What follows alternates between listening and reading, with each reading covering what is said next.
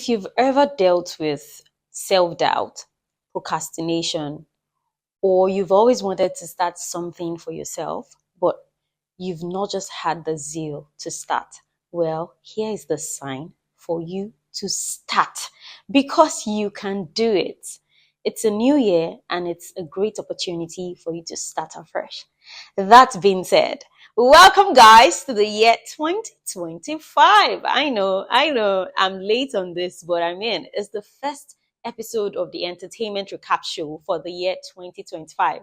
It's still the Vibe Queen, and of course, guys, if this is your first time tuning into this particular show on the entertainment recap show, I bring to you all the juicy gist in the entertainment space, especially in the Afrobeat world. My name is Omobola Val, but you can call me the Vibe Queen. And today, I have carefully selected some very interesting entertainment news to bring you guys up to date. Now, first off, what is it with Odogu? Hey, what is it with Burna Boy? Because it feels like there's just a lot of news flying around Burna Boy.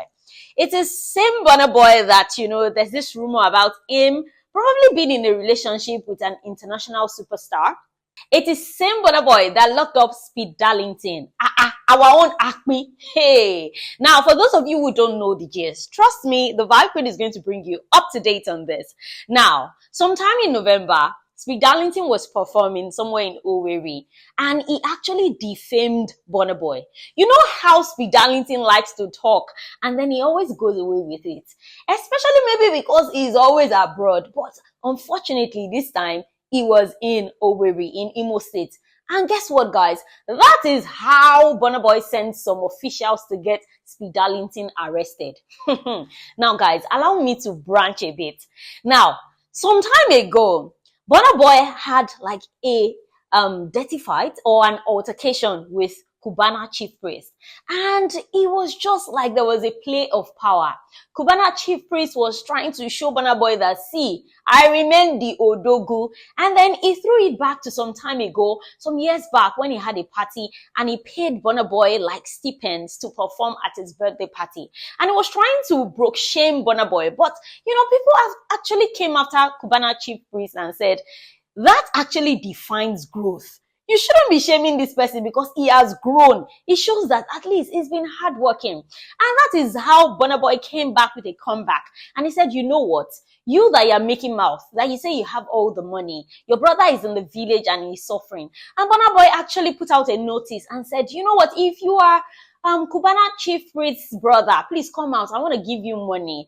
And in equation to Naira, it was about 36 million Naira. And this guy came out and said, you know what? My brother has not helped me. I am Cubana Chief Priest's brother. And that's how Burna Boy gave this guy the money.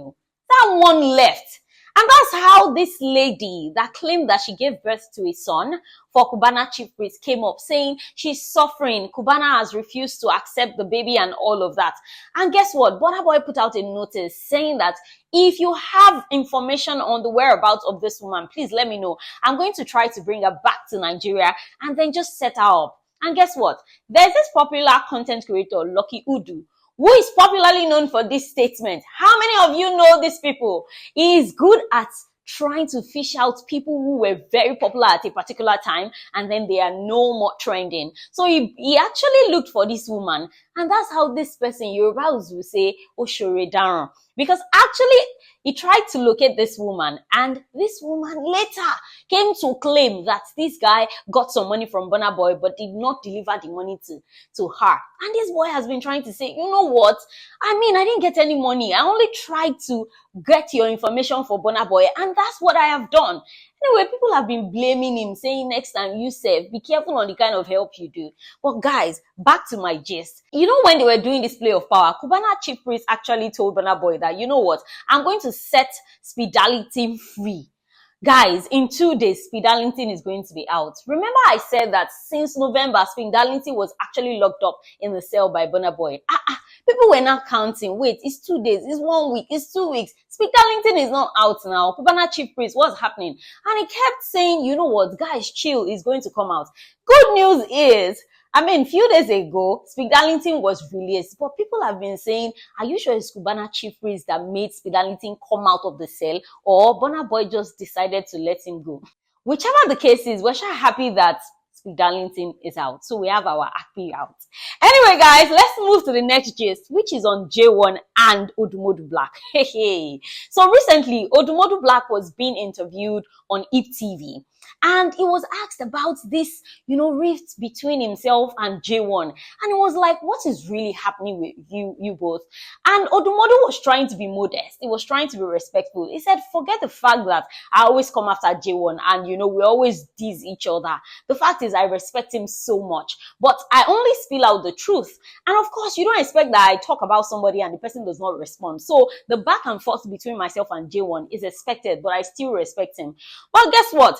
That's how J1 responded and said, you know what, this guy, you are never going to trend if you don't mention my name. Like, you're so obsessed. And I remember in the interview, Odumodu said something about the fact that everything he says while dissing J1 is true because J1 keeps refining the same old song. That J1 should try to sing another song now. That imagine when J1 is grown and the song that he is singing now, his son is not asking that, Daddy, this song is trending. That wouldn't J1 be imagining that? But this song trended when I was a young boy. How come it is out again? And he was saying, well, that one aside, he actually respects J1, but it feels like the feeling is not mutual because J1 came after him, bass. And J1 was like, keep my name out of your mouth now. I know you can't trend without me, but guy, rest. Only God can settle this fight too. Anyway, guys, on to my next gist. How many people have watched this series trending on Netflix, Young, African and Famous? Now, I'm not going to go into the series itself, but I am going to talk about Tu Baba and his wife. See, this particular reality TV show, people have been dragging Annie, and yes, a few cast members on the show, but Annie, because Annie in season 1 and season 2, you know how she's always proud of her husband and her family anyway, but this particular season, there was a part where she said, because of her fight with Swanky, that so many people are on the street of Lagos ready to beat up Swanky. And it was like, because Swanky was actually disrespecting her husband, that even Diamond Platinums and other big people referred to Two-Face as Baba. That why would Swanky now be disrespecting her husband? And people have said, you know what? The fact that Annie Idibia said that, and the next day she actually told Swanky to fight for her because she was being disrespected, shows that Annie might be going through a lot. Now, Annie actually revealed a lot, that she lost, 2 babies. She had a miscarriage and she said a lot. But the disturbing part is whenever Annie speaks, she's always trying to twitch, shake her head, and that has got a lot of people talking. People have said, wait, is Annie on drugs? But personally, I feel like Annie has been through a lot of traumatic experiences and she's probably going through a lot. But so many people out of love have said, you know what, Annie needs to, probably seek therapy or just rest or just relieve her stress, because it shows that, she's really, really being stressed and going through a lot. Anyway, guys, that being said, let's talk about Omale's new look. I mean, guys, what's happening in 2025? I know we all joke about this, the new year, new me thing, but I feel like a lot of people are taking it personal. Now, first, we had Ashake tattoo, a lot on his face, get his hair done. And now recently we had Omale reveal his new look. And Omale had to set his hair. He palmed his hair, set it. And his outfits, people were saying, what's really happening? It's giving some kind of vibes. But, what do you think about his new look? Do you love it? Well, I'm indifferent as long as Omalisha continues to give us good music. Now, guys, on to my next gist. Now, Slim Case has been bashed by internet people.